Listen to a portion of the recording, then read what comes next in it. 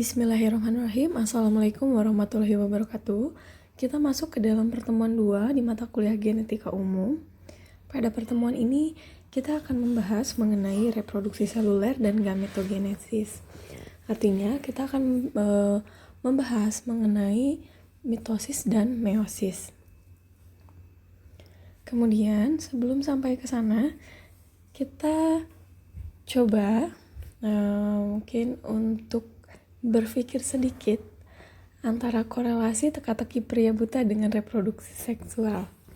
Nah, gambar di sini menunjukkan ada seorang pria buta di mana pada suatu hari dia harus mengkonsumsi pil merah dan pil biru.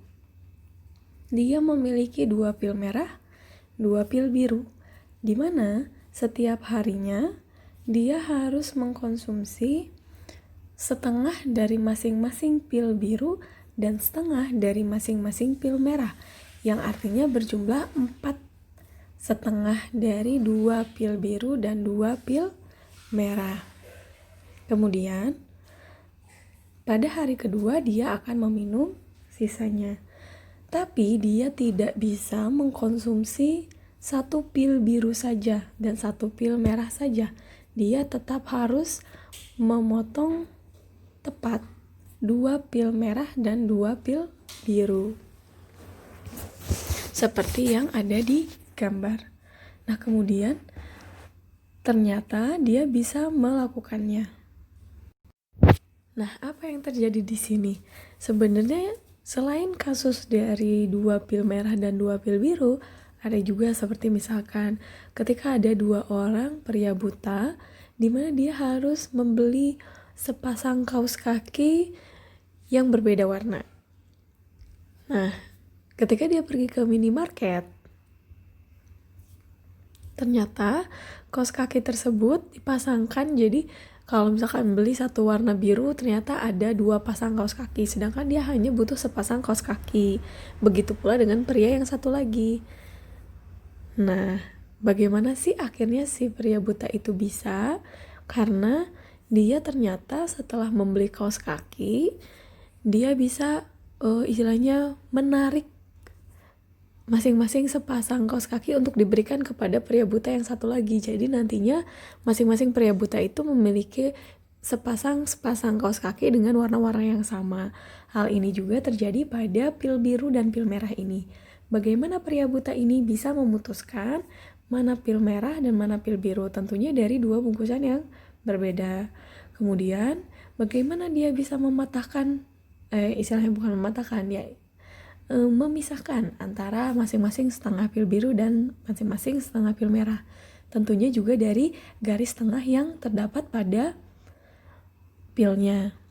Nah, hal yang menarik adalah di mana sebenarnya sel kita ini memiliki dilema yang sama dalam pria buta dalam teka-teki ini, di mana kita, organisme kebanyakan kan memiliki 2 set informasi genetik, di mana 1 set diwarisi dari setiap induk. Nah, bagaimana akhirnya kromosom ini bereplikasi? Yang dia ada 2 salinan yang kita sebut sebagai kromatid bersaudara dari setiap kromosom. Nah, setiap akhir pembelahan sel, itu sangat penting bahwa setiap sel itu harus menerima salinan lengkap materi genetik. Sama seperti halnya orang buta yang harus minum pil tablet dengan komposisi yang sama dan harus lengkap. Sama halnya juga dengan pria buta yang harus membawa 1 set kaos kaki lengkap.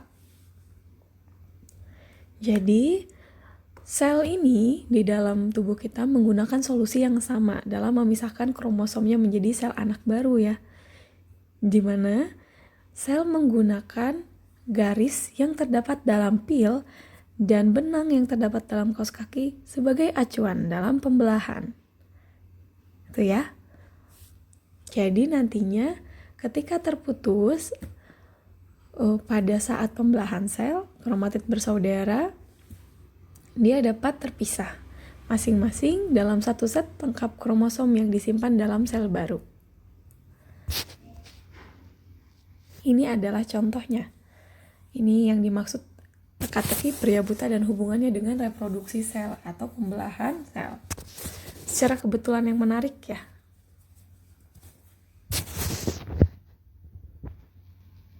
Oke, ini yang kita bahas pada pertemuan minggu lalu. Jadi di sini menunjukkan adanya kromosom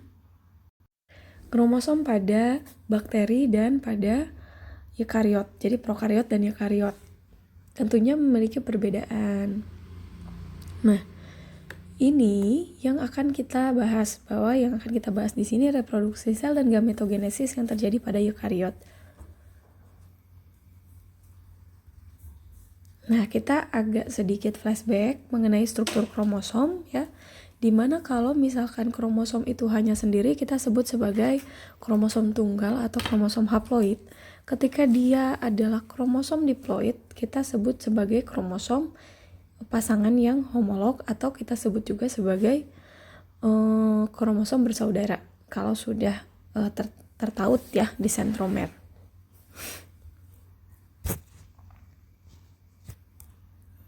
Nah, kemudian yang harus kita ingat bahwa ketika DNA ini terpadatkan, terkondensasi dalam bentuk kromosom, bagian pendek dari kromosom ini disebut sebagai lengan P, dan bagian panjang dari kromosom itu disebut sebagai lengan Q.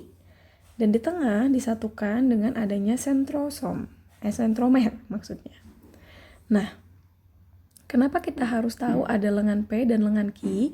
Ini nanti hubungannya dengan pemetaan kromosom. Pemetaan kromosom ini seperti digambar di bawah ini ya, di samping. Ini nanti akan kalian pelajari pada pertemuan khusus, di mana kita akan memetakan jarak gen. Ini ya yang disebut kromosom haploid, dan ini yang diploid atau kromatid bersaudara yang disatukan oleh sentromer.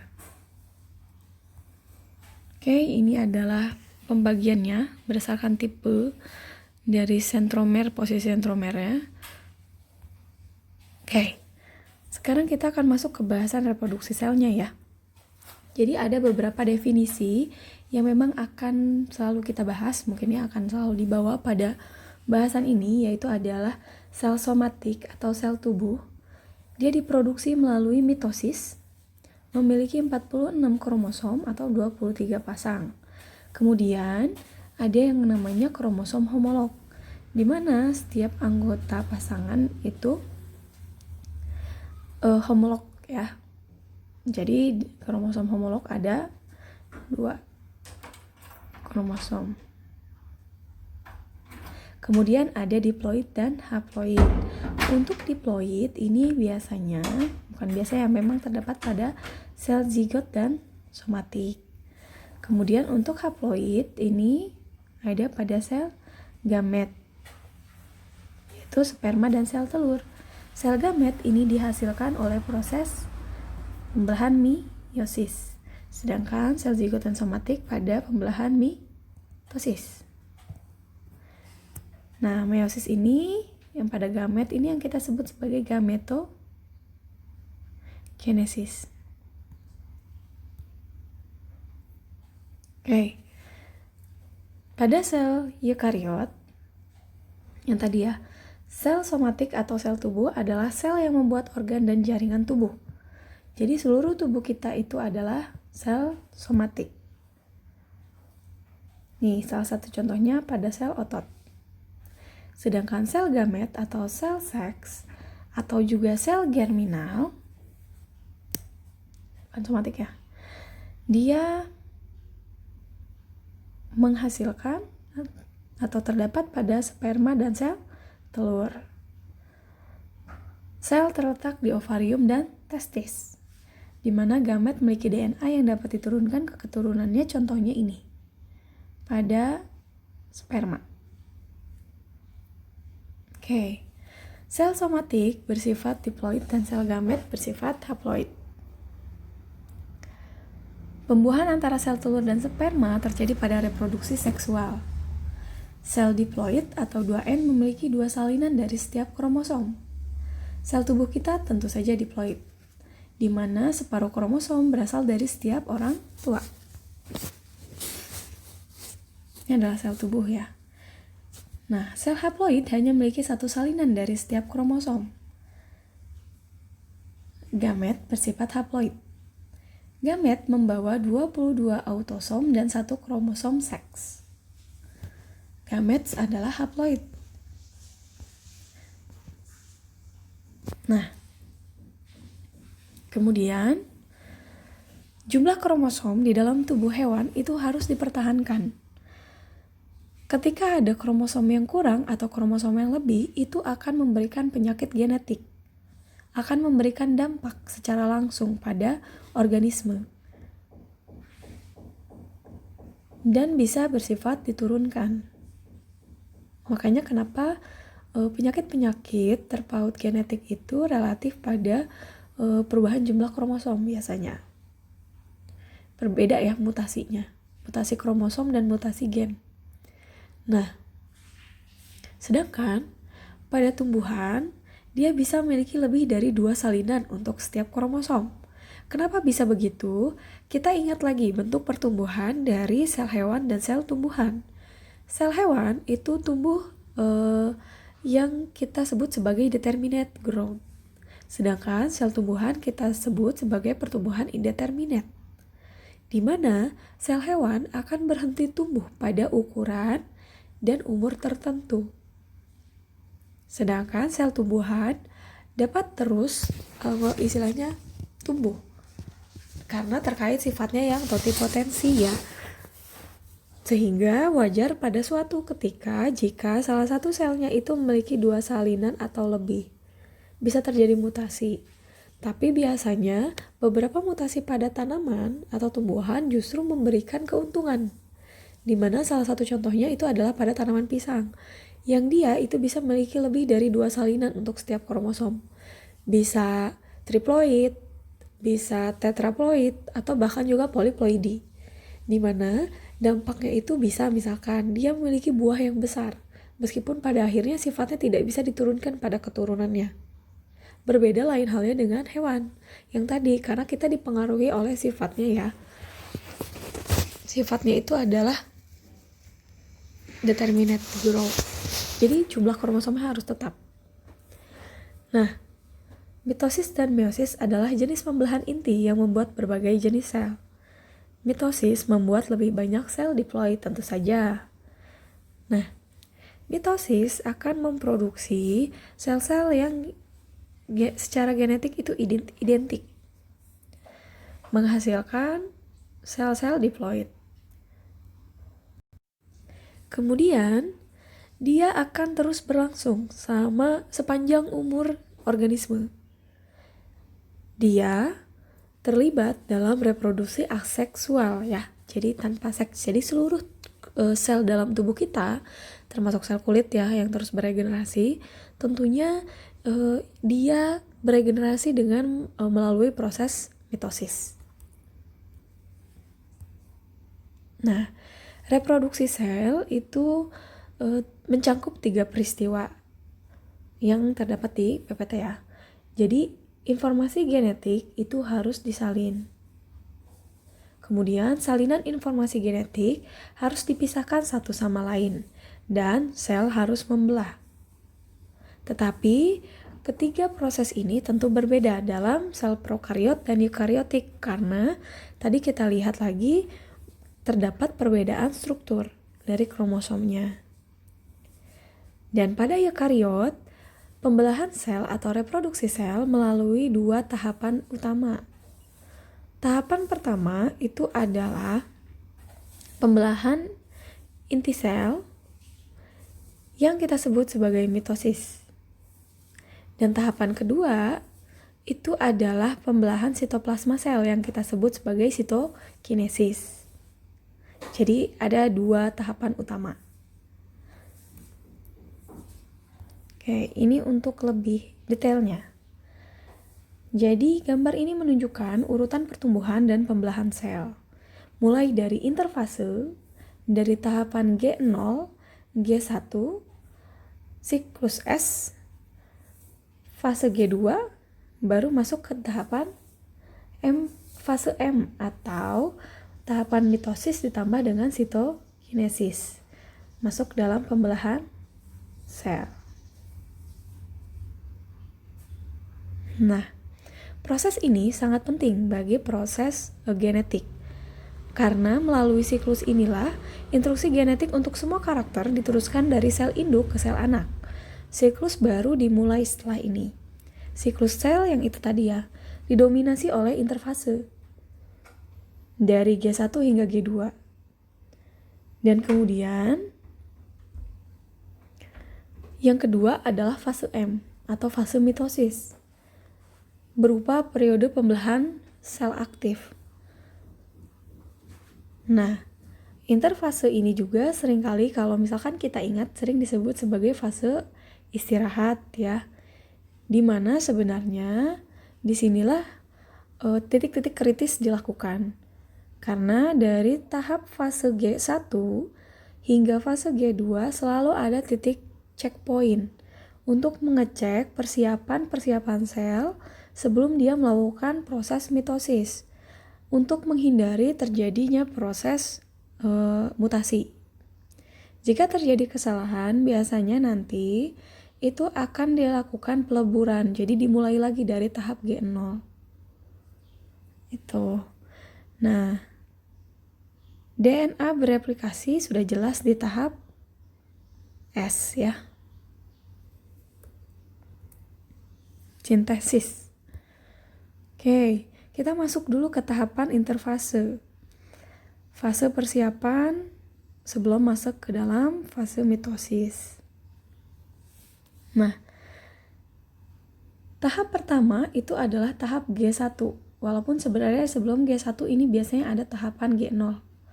Pada tahapan G1, sel akan istilahnya akan meningkatkan ukurannya. Karena di dalamnya dia akan bekerja untuk menghasilkan protein-protein baru dan juga organel untuk persiapan mitosis. Kemudian ada fase sintesis. Fase sintesis ini adalah proses replikasi DNA atau sintesis DNA di mana kromosom akan digandakan. Dan biasanya ini merupakan fase terlama di dalam interfase. Kemudian ada fase G2. Fase G2 ini adalah fase di mana sel itu memproduksi organel dan molekul yang dibutuhkan sebelum fase M. Jadi ini adalah proses pematangan organel-organel. Setelah organel siap, protein siap, dan DNA siap, barulah masuk ke dalam tahapan mitosis. Mitosis terjadi di semua sel. Dia adalah proses pembelahan sel. Terjadi dengan 5 tahapan utama.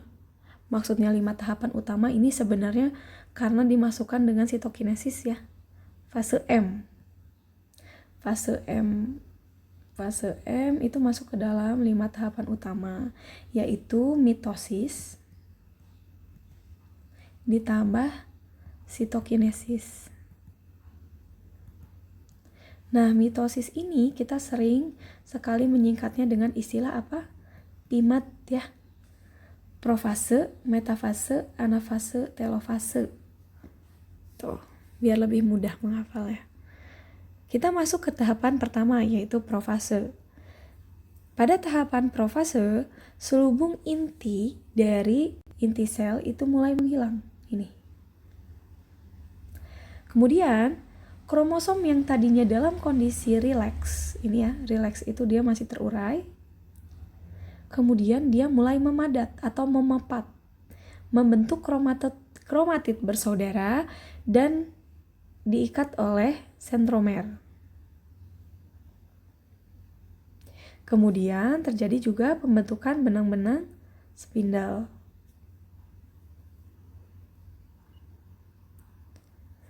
Dia masuk ke tahapan profase.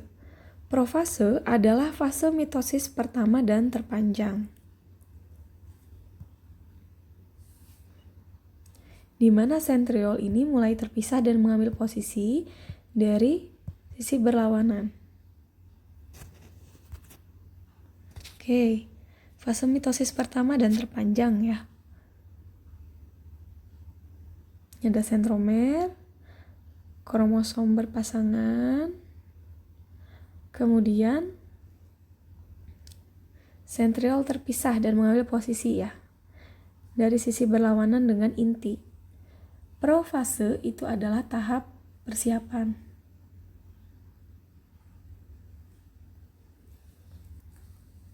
Kemudian kita masuk ke tahapan metafase. Sebenarnya sebelum tahapan metafase ada juga tahapan prometafase. Biasanya ini bergabung sih ya.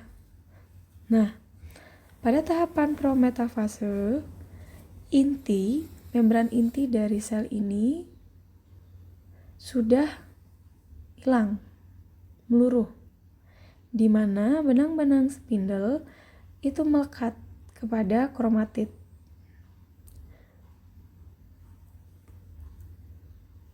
Dan kemudian masuk ke dalam tahapan metafase, di mana sudah terdapat 2 kutub yang akan menjadi acuan peletakan dari kromosom pada tahap metafase. Dan kromosom itu sudah berjejer ya di garis ekuatornya. Oke, metafase adalah tahap kedua dari mitosis ya, di mana kromosom yang tadi sudah berbaris di tengah sel dan mikrotubul akan menghubungkan sentromer setiap kromosom ke kutub spindle.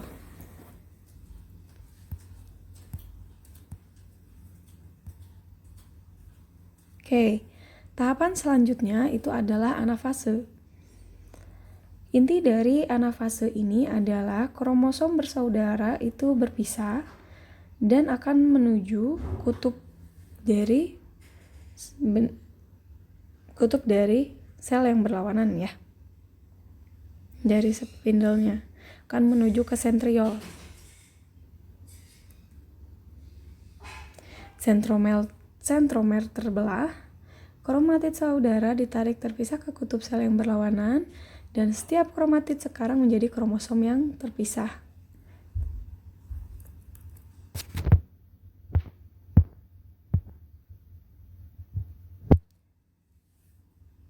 Oke, ini untuk gambar yang lebih jelasnya. Sudah menjadi kromosom individu. Nah, kemudian ada juga telofase selanjutnya, tahap terakhir dari mitosis.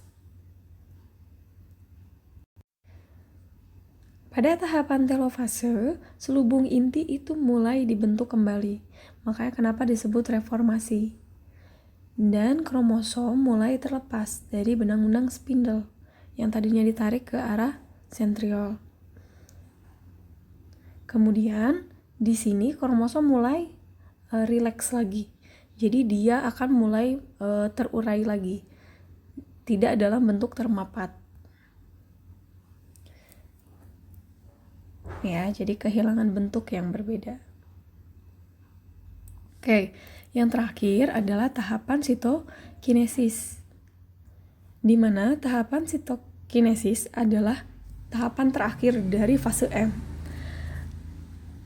Jadi pada saat sitokinesis, sitoplasma itu kan pada awalnya terjepit menjadi 2, kemudian terpisah, di mana setiap sel anak memiliki satu set kromosom duplikat yang identik.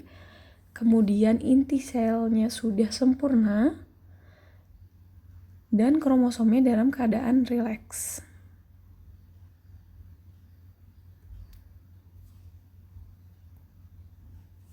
Ini adalah rangkumannya dari reproduksi sel atau siklus sel ya.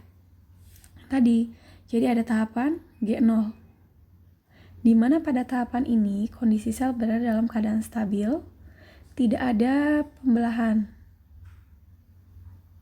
Kemudian masuk ke dalam tahapan interfase. Ada fase G1, ada tahapan S, ada tahapan G2, tahapan sintesis. G1 ini tadi ada pertumbuhan dan pembentukan dari sel, kemudian ada tahapan checkpoint. Ini yang saya bilang. Tahapan-tahapan krusial sebenarnya ada di interfase.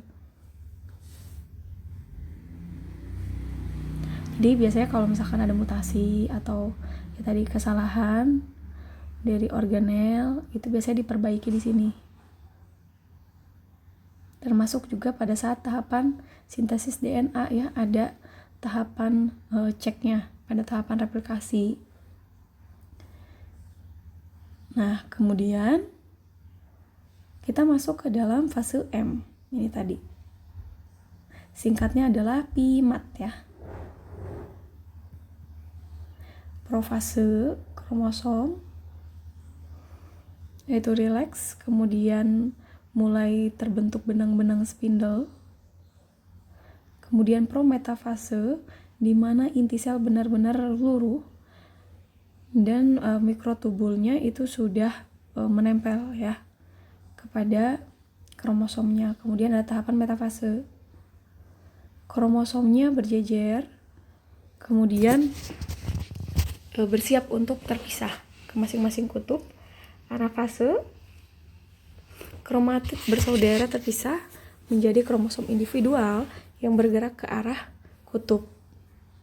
Kemudian ada telofase, kromosom sudah sampai ke kutub masing-masing, kemudian inti sel mulai terbentuk dan kromosom rileks. Dan sitokinesis, sitoplasma itu benar-benar membelah, dan kemudian ada pembentukan dinding sel kalau pada sel tanaman.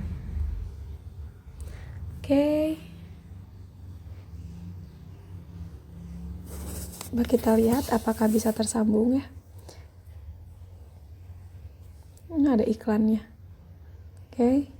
Jadi kalian bisa melihat video ini, crash course, untuk memahami lebih jelasnya mengenai proses mitosis. Saya hanya akan menunjukkan sedikit ya. You wish you could do this. Have a clone, clean up around the apartment for you, go to class, maybe take your mom out to dinner on her birthday. Well, you can't do that. And actually, there are some really good reasons why you can't do that. We're going to talk about those in the next episode. But, you know what can clone themselves? Your cells. Like almost every single one of them. And in fact, they're doing it right now. For any creature bigger than a single-celled organism, all of life stems from cells' ability to reproduce themselves. Because that's what allows organisms to develop and grow and heal and keep from dying for as long as possible. This particular kind of cell biasanya sangat jelas, cukup menarik.